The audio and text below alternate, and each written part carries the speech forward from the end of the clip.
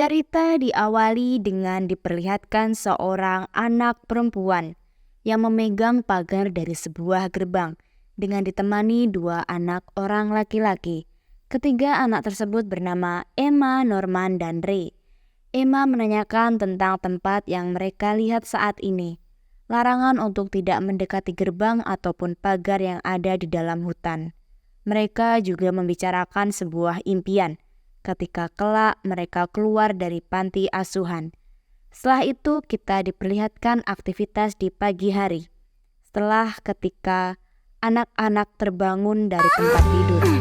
Anak-anak di panti asuhan terlihat begitu gembira dan sangat bahagia.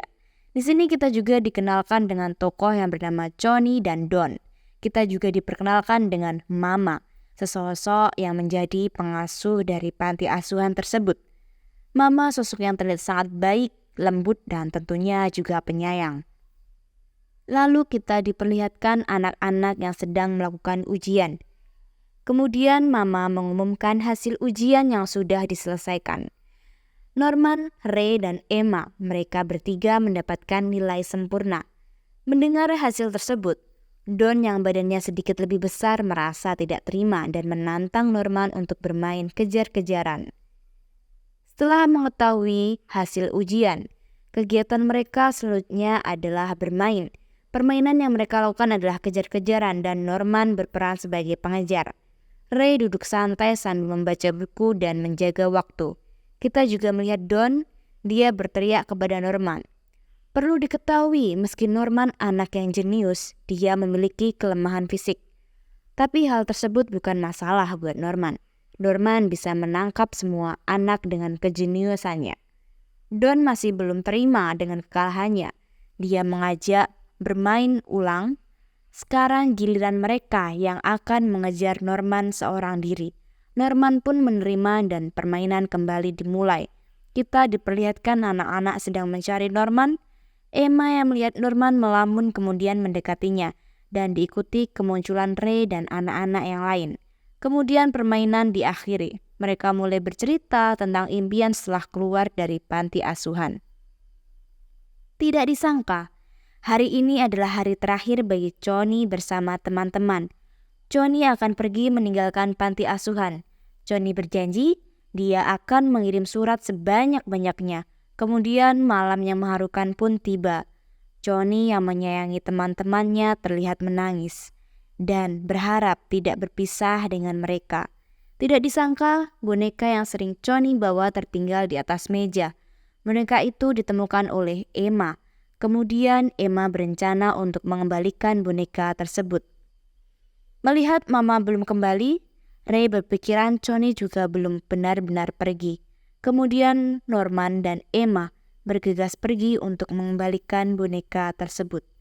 Sesampainya di gerbang, Emma teringat dengan perkataan Mama, mereka tidak boleh mendekati gerbang. Tapi demi mengembalikan boneka Johnny, Emma dan Norman bukan hanya mendekati, tetapi melewati gerbang tersebut. Kemudian mereka berjalan melewati gerbang sambil mencari Johnny. Mereka berdua sampai dan berhenti di sebuah mobil. Norman memeriksa bagian depan mobil. Emma melihat sebuah air yang menetes dari pipa yang bocor. Setelah itu Emma memeriksa bagian bak mobil. Norman pun menghampiri Emma dan melihat isi dari bak mobil tersebut. Norman melihat Johnny yang sudah tidak bernyawa. Kemudian mereka mendengar suara dari dalam ruangan dan mereka bergegas bersembunyi. Ternyata suara tersebut bukan suara manusia, tetapi suara monster. Mereka melihat dengan mata kepala mereka sendiri, mayat Johnny dimasukkan ke dalam sebuah tabung oleh monster tersebut.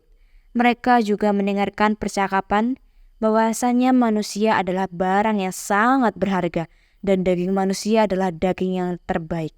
Dari sini kita mengetahui ternyata tempat tersebut bukan panti asuhan, tetapi peternakan. Yang lebih mengejutkan lagi, Mama yang bernama Isabella adalah penjaga peternakan yang bertanggung jawab menyiapkan anak dengan kualitas terbaik untuk diserahkan kepada monster. Salah satu monster mencium sesuatu. Monster tersebut memeriksa dan melihat kolong mobil.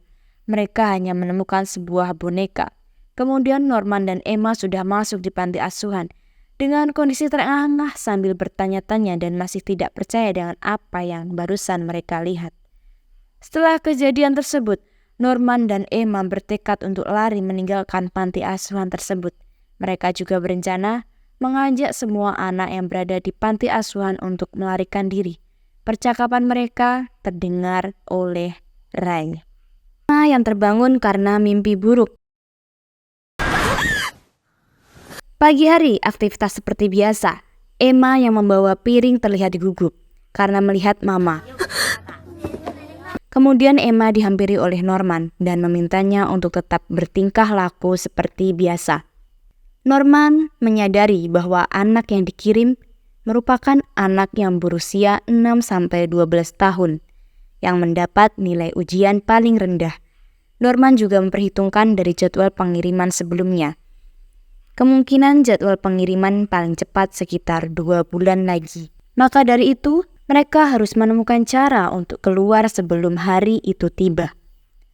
Norman dan Emma mulai membuat rencana. Mereka diperlihatkan menggambar sebuah peta sederhana. Kemudian mereka menuju hutan dan melompati pagar. Apa yang terjadi? Ternyata mereka menemukan dinding yang sangat tinggi. Norman mencoba memanjat pohon tetapi dia terjatuh lalu digantikan oleh Emma. Dari pohon, Emma melihat tembok yang ketebalannya kurang lebih 2-3 meter dan di balik tembok hanyalah terlihat hutan. Setelah mengetahui hal tersebut, bukannya menyerah, mereka malah bersemangat untuk menemukan cara agar bisa keluar. Kemudian lonceng berbunyi. Mark berlari sambil menangis. Dirinya terpisah dengan Naila. Mark berusaha mencari tapi tidak menemukannya. Mama lalu mengeluarkan sebuah jam sambil tersenyum. Mama langsung menuju ke tempat Naila. Tidak lama kemudian, Mama terlihat bersama Naila. Norman terlihat terkejut dan langsung menyadari bahwa itu bukan sebuah jam, melainkan sebuah alat pelacak. Kemudian, Emma dan Norman berada di sebuah tangga. Mereka membahas sebuah rencana. Mereka akan bertemu kembali pukul 10 untuk mencari tali. Setelah Norman pergi memperbaiki jam, Norman melihat Mama sudah bersama Emma. Kemudian Ray muncul.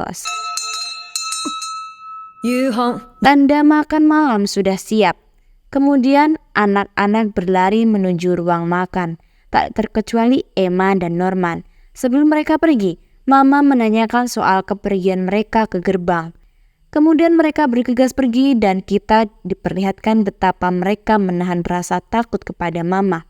Di malam hari, sesuai waktu yang ditentukan, mereka pergi mengambil taplak meja dan di pagi hari, mereka menyembunyikan tali tersebut di pohon di dalam hutan.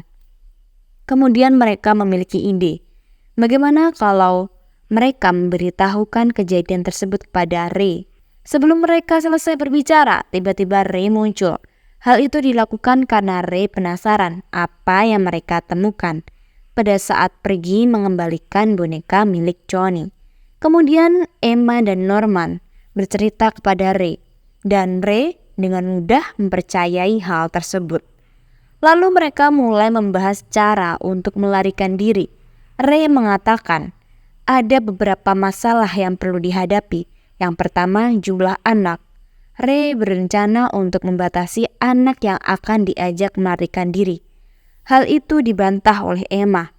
Emma mengatakan mereka akan mengajak semua anak-anak. Kemudian Emma berdebat keras dengan Ray. Norman tertawa dan perdebatan berganti kepada Ray dan Norman. Norman mengetahui resiko yang akan diambil sangat berbahaya. Mereka semua bisa terbunuh karena hal ini. Meski menyadari hal tersebut, Norman tetap akan membantunya. Norman akan membantu Emma meski akan menanggung semua resikonya.